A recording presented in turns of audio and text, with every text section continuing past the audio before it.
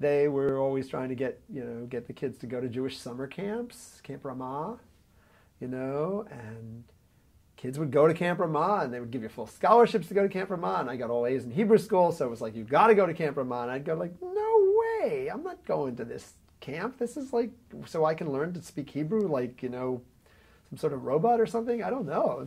It seemed weird. It just seemed very strange.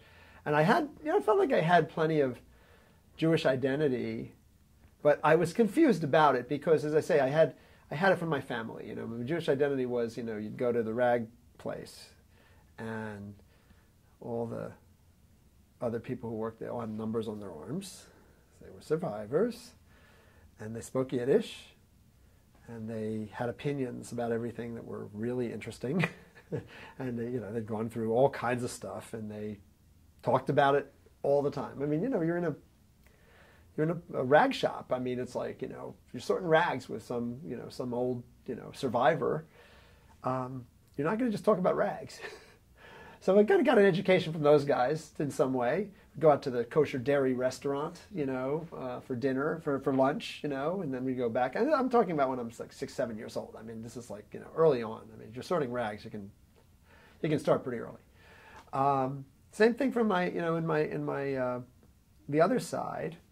My grandmother, she liked the prayers. I had an uncle who was very religious. My father's brother.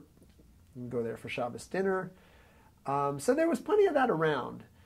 I just didn't really, I didn't really like the sort of establishment Jewish thing. And it sort of felt, as I said, there was some phoniness about it that was a little strange to me. But I kept going with it.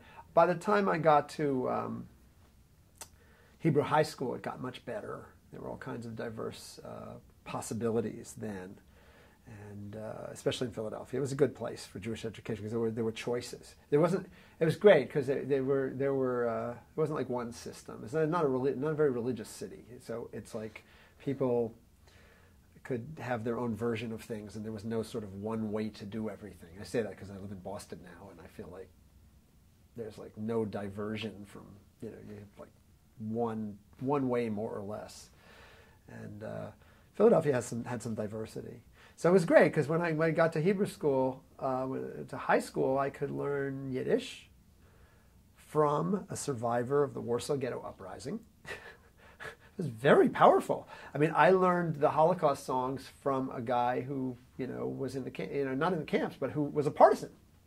I mean, he had sung them as a partisan. We learned about Jewish medieval philosophy. We learned interesting stuff. It was actually, there was a lot of meat to it, and I was into it again. But but when it came to things like summer camp, I was always going to be at music camp.